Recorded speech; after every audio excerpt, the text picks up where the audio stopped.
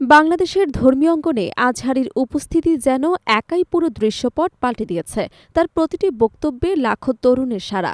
কিন্তু জনপ্রিয়তার এই বিস্ময়কর ঢেউ কি শুধুই আধ্যাত্মিক, নাকি এর গভীরে লুকিয়ে আছে নতুন এক রাজনৈতিক প্রস্তুতি? সাঈদীর পর শূন্যতা জর্জরিত জামাত কি তাকিয়ে আছে তার দিকেই? প্রশ্ন এখন, আজহারী কি আসছেন রাজনীতির অঙ্গনে নীরব বিপ্লব ঘটাতে? সোশ্যাল মিডিয়া থেকে মাঠের মাহফিল, যেখানেই তিনি উপস্থিত হন সেখানেই তৈরি হয় অস্বাভাবিক সাড়া। কোটি কোটি ভিউ আর লক্ষ লক্ষ অনুসারীর উপস্থিতি তাকে পরিণত করেছে ধর্মীয় বক্তাদের মধ্যে এক অনন্য শক্তিতে।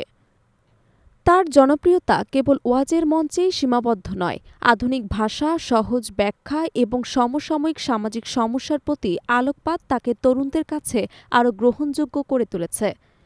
ফলে তাকে নিয়ে স্বাভাবিকভাবেই প্রশ্ন উঠছে, এই প্রভাব কি সম্পূর্ণ আধ্যাত্মিক, নাকি এটি আগামী দিনের কোনো রাজনৈতিক বিন্যাসের সূক্ষ্ম ইঙ্গিত?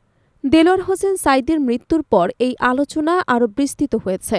সাঈদী ছিলেন শুধু একজন বক্তা নন, তিনি ছিলেন জামায়াতে ইসলামীর আদর্শিক কাঠামোর অন্যতম স্তম্ভ, যার কারাবাস ও মৃত্যু দলের ভেতরে বিশাল নেতৃত্বের শূন্যতা তৈরি করেছে।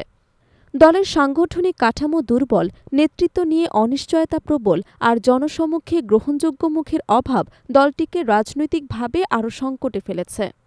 এই প্রেক্ষাপটে অনেক বিশ্লেষকদের মতে দলটি এমন এক ব্যক্তিকে সামনে আনতে চাইছে, যিনি একই সঙ্গে জনপ্রিয়, গ্রহণযোগ্য এবং বিতর্কের বাইরে থেকে জনগণের ওপর প্রভাব বিস্তার করতে সক্ষম। সেই জায়গায় নাম উঠে আসে মিজানুর রহমান আজহারীর, কারণ তিনি কৌশলগতভাবে সবসময় নিজেকে রাজনৈতিক বিরোধ, বিতর্ক বা দলীয় আনুগত্য থেকে দূরে রেখেছেন। তিনি কখনো প্রকাশ্যে কোনো রাজনৈতিক দলের সঙ্গে সম্পৃক্ততার কথা বলেননি, এমনকি দলীয় রাজনীতি নিয়ে সরাসরি কোনো অবস্থানও নেননি। তার বেশিরভাগ কার্যক্রম পরিচালিত হয় বিদেশ থেকে, যা তাকে আইনি বা প্রশাসনিক জটিলতা থেকে দূরে রাখে এবং তাকে একটি সেফ জোনের অবস্থান করতে সাহায্য করে। ধর্মীয় আলোচনার আবরণে তিনি সামাজিক, নৈতিক এবং কখনো কখনো সূক্ষ্ম রাজনৈতিক বার্তা উপস্থাপন করেন, যা তার তরুণ অনুসারীরা সহজেই গ্রহণ করেন। কিন্তু এসব বক্তব্যকে ভিত্তি করে তার বিরুদ্ধে সরাসরি ব্যবস্থা নেওয়া কঠিন হয়ে যায়। ফলে তার নীরব প্রভাব জামায়াতে ইসলামী বা অন্যান্য ইসলামী রাজনৈতিক ধারা অনুসারীদের কাছে ক্রমশ গুরুত্বপূর্ণ হয়ে উঠছে। রাজনৈতিক বিশ্লেষকদের একটি অংশ মনে করেন, জামায়াতের কৌশল এখন সরাসরি সাংগঠনিক নেতৃত্ব নয়, বরং জনপ্রিয় এবং গ্রহণযোগ্য মুখের মাধ্যমে দলের আদর্শ তরুণদের কাছে পৌঁছে দেয়া, তবে তা যেন কোনো দলীয় প্রতীক ছাড়াই হয়।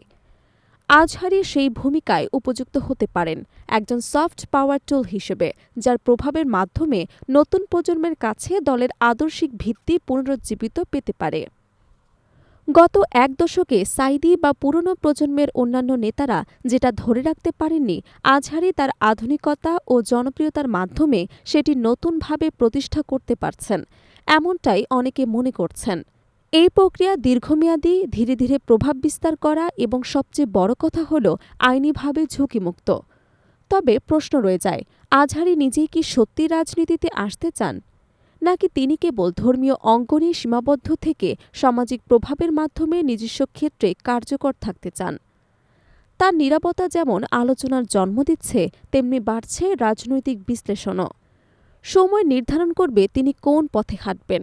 তবে এখনই নিশ্চিতভাবে বলা যায়, মিজানুর রহমান আজহারীর জনপ্রিয়তা বাংলাদেশের ইসলামী রাজনীতির ভবিষ্যৎ গতিপথ নির্ধারণে একটি গুরুত্বপূর্ণ উপাদান হয়ে উঠেছে।